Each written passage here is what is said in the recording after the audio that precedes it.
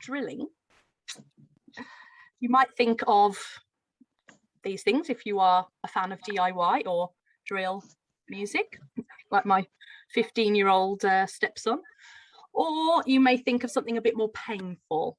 Perhaps you may think of this, or drilling something into somebody like this.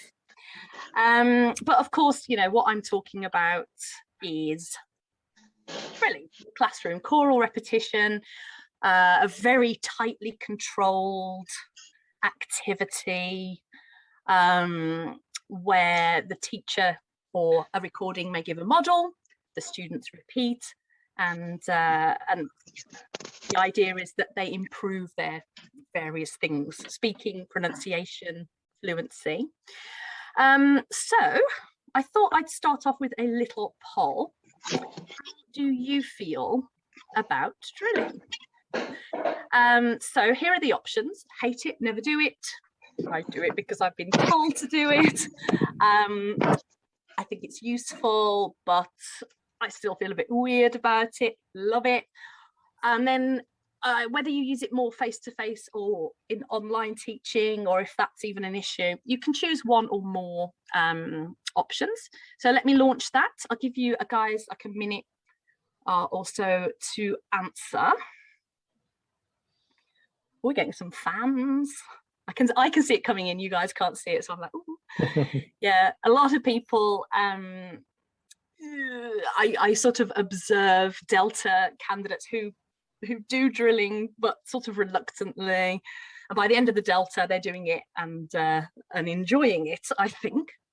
And that's quite often.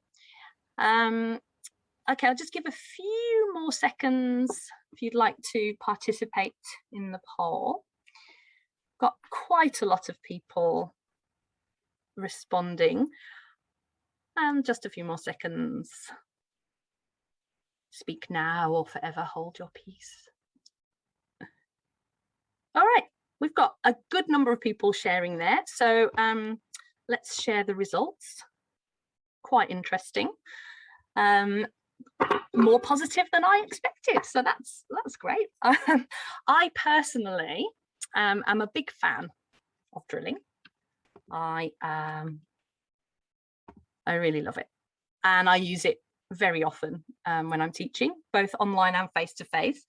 I find it much easier face-to-face because you can get into a rhythm. It's like you're in the room, there's more of an immediate response. But there are some tips and tricks to make it more effective online, and I'll hopefully cover a couple of those in this session. So, drilling. Why do I love it? Well, because I feel like it's useful, it's fun, it's engaging.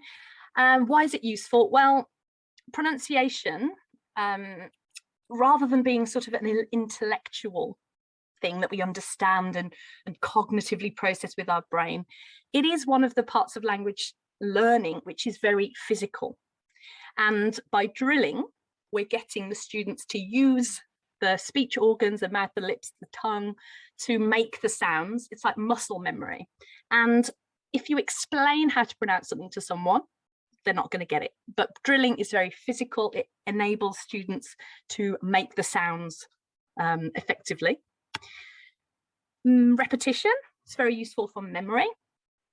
The more times you say, and this was the whole fundamental basis of sort of audiolingualism, with repetition leads to good habits, and therefore we become more fluent.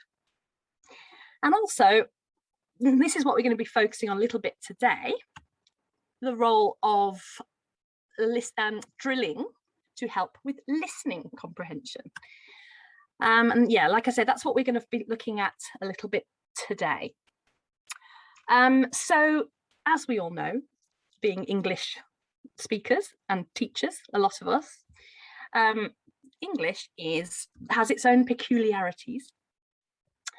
And can the sort of audio, the spoken form of English can be very confusing and difficult for learners who come from different backgrounds, different languages for their first language.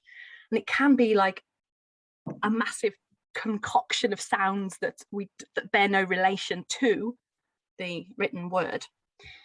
And what's the difference between these two? Spoken English can be like this picture on the left. It's hard to distinguish anything. If we see it written down, then it might be more like the picture on the right. You can see they're actually the same picture. This is a paint by numbers. But on the right, it's been written down. We can see, we can make it out a bit better. Sometimes when we're listening to English, it can be very difficult to decipher anything. And one of the features of English as a language is that, as a spoken language, is that we do sort of emphasize certain parts of what we say through emphasis, through making sounds longer, making sounds louder, maybe higher pitched. And then we background other pieces of information, like using weak forms, speeding up, missing out sounds entirely, much to our students' frustration. And also changing sounds at the borders of words to make it easier for English speakers to speak. So for learners, they need to learn that this is the way English operates. Their system of their language is probably a little bit different. So how can we do that? Well, I believe that drilling helps raise awareness of these features and therefore helps learners decipher language that's coming at them. For example, if a learner heard this, what do you mean? Where are the word barriers? What has happened here? I cannot figure that out, even though their English level might be quite good. If they see it written down, what do you mean? When they hear it, what do you mean? It's just, it can be a little bit of a fuzz. But through instruction, through lots of different methods, but also one of the ways through drilling, we can guide them, we can coach them to hear the salient areas of the language, and they can start to pick out the important parts of the message and hopefully improve their comprehension. Now, English is a global language, as we know. It's often used as a lingua franca between people whose first language isn't English. And if the students don't use these features, like connected speech, elision, weak forms, contractions, does that matter? I would argue no. In fact, there's been some research to suggest that using these features makes students less intelligible, but we'll leave that for another session. Do they have to use these features? Probably not, but they do need to recognize them because they are such basic, fundamental features of the language that we teach. So that's the difference, I guess, between a good speaker, one who is intelligible, and a good listener. So, drilling online. I noticed quite a few of you in the poll said that you do drilling face-to-face, but not so much online. And I definitely sympathize with that view.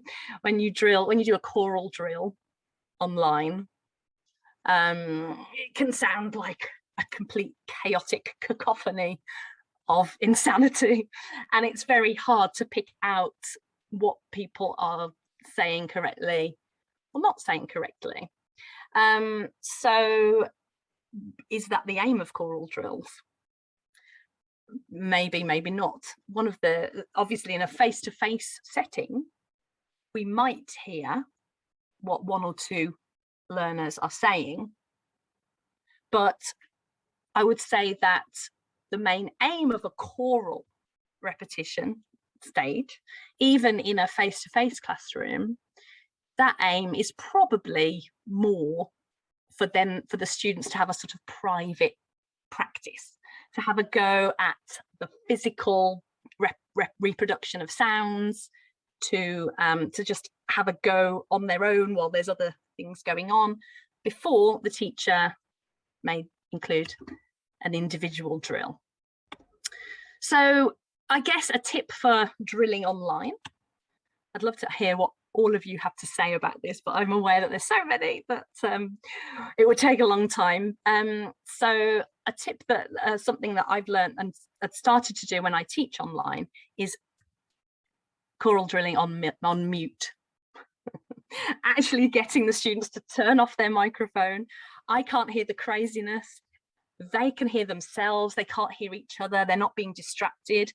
They can focus and give themselves feedback on their own pronunciation, listen to the model, concentrate, try and reproduce it before they go into the individual drill stage.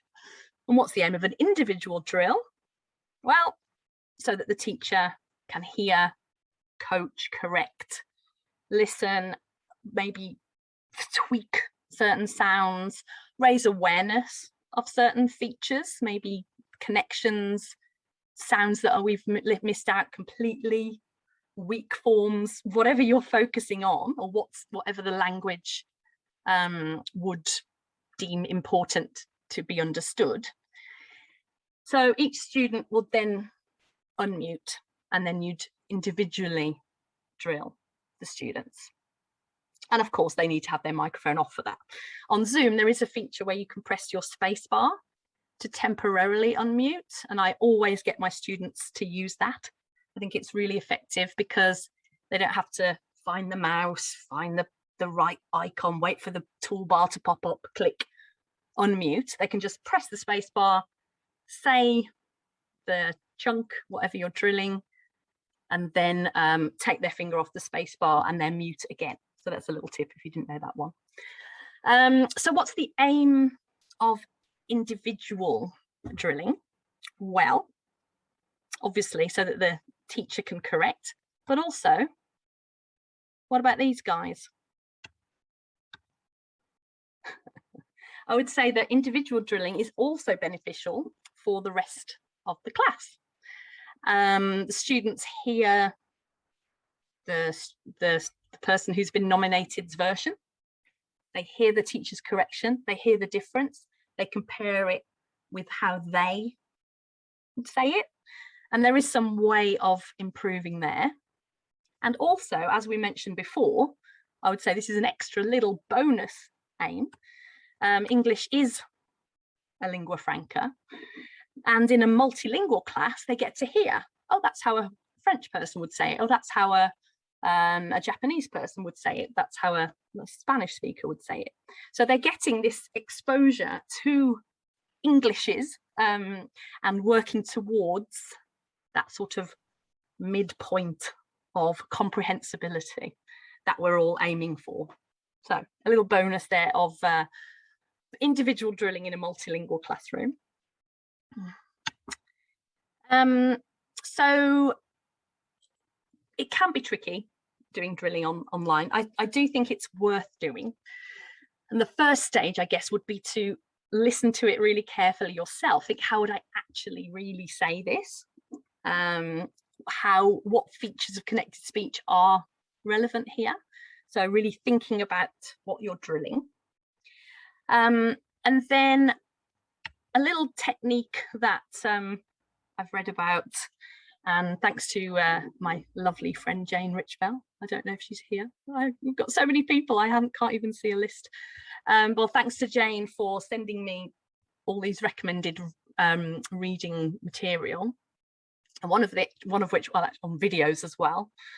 One of these was an article by Adrian Underhill, in which he talks about the inner voice and really letting students absorb language receptively before they try to use it.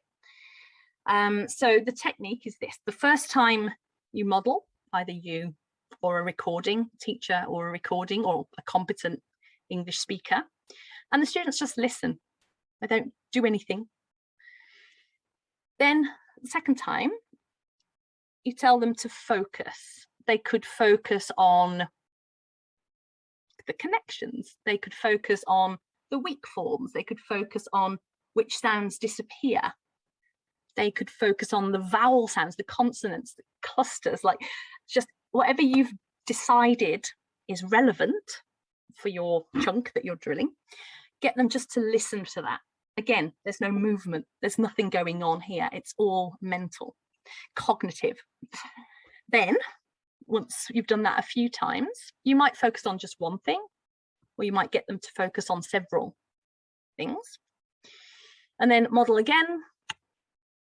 They imagine themselves saying it. Much like a sports person might imagine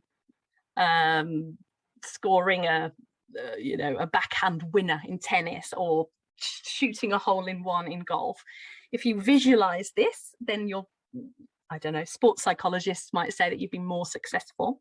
So the third stage is to just think and imagine what you would have to do with your mouth, your lips, your tongue, your teeth, your voice to replicate that model. And then finally, well, not finally, 2 more stages. Next, move the mouth, make the physical movements with the mouth to produce the chunk. And then finally, after all of this, they actually get the chance to say it. Now, the idea of this is to sometimes, and Adrian Underhill says this in his article, I've got a link to it later on, it's very interesting, that sometimes teachers jump in too soon to the repetition and students don't have time to hear it. And therefore, we're missing out on some of the opportunities for focusing on the features of English receptively. So I like this idea and I'd like to try it out with you guys. So, because there's so many of you, I don't know how this, if we're going to do any individual drills, but we'll do the first few stages, okay? And first of all, meaning, let's focus on some meaning. So I'd like you to imagine that you have packed your bags and you are going on holiday to the exotic town of, anyone know where that is? It's my hometown. You may detect it in my accent. Birmingham. Leicester. Birmingham. No. Birmingham, yes. Maybe you've detected that, the bit of brummy in the background. So you're going, times are hard. You're going on holiday to Birmingham and you need to work on your brummy, okay? Because you need to understand it. I'm not going to make you sound brummy, don't worry.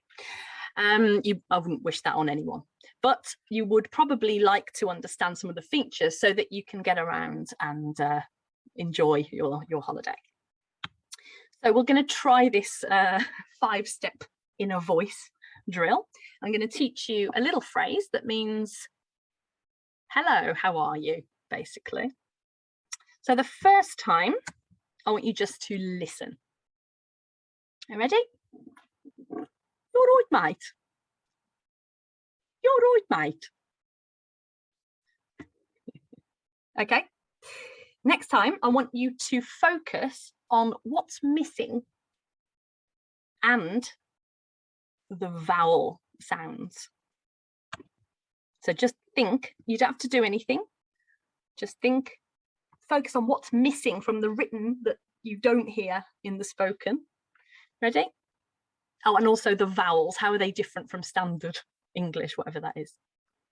You're right, mate. You're right, mate. Okay. It feels so strange not getting anything back. All right, now I'd like you to listen again and imagine yourself saying it. You don't need to move your mouth, you don't need to do anything, but just in your mind, visualize what you would have to do in order to say this more or less accurately. You're right, mate. You're right, mate. Okay. Now, move your mouth, but don't say anything. This is all fine if you've got people around who can hear you. This is all fine. It's a silent so far. Ready? You're right, mate. You're right, mate.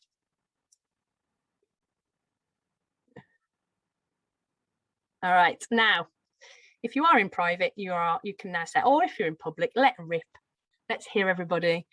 Just unmute first few times. Repeat after me. You're right, mate. You're right, mate. Mate. You're right, mate. You're right, Mate. Beautiful. Mate. I am hearing some genuinely impressive Brummy there. Okay, so what have we learned through this process? What have we learned about Brummy? It's an interesting accent. Thank you, yes.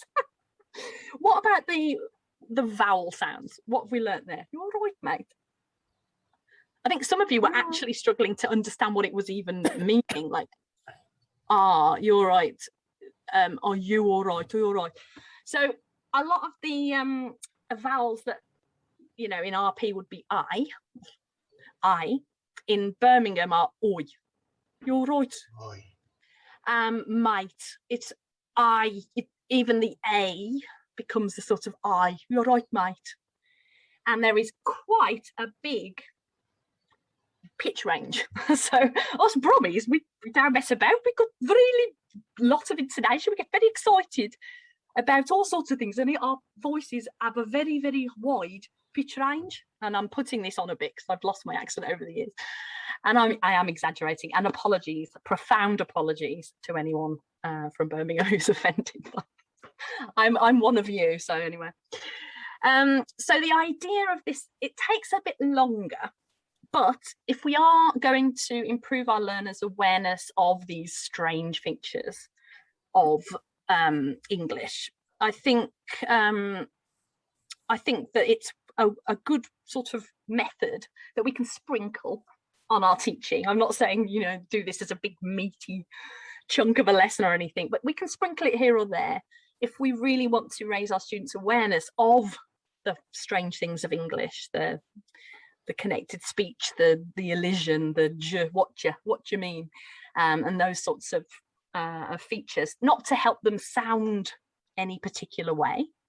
Students may wish to sound, you know, they may wish to fit into a certain speech community. They may wish to sound like native speakers. The majority of students don't. The majority of students just want to be understood, so and to understand. So these sorts of activities, if you need persuading that drilling is a good idea, they do help to raise awareness and help our students hopefully to become better listeners. So the first couple of stages here I would think of as sort of like, a footballer envisaging his or her winning goal. What would they have to do to make that strike? And then the latter stages are more the actual sort of doing and practicing. So anyway, there you go. So that was an absolute whistle-stop tour of some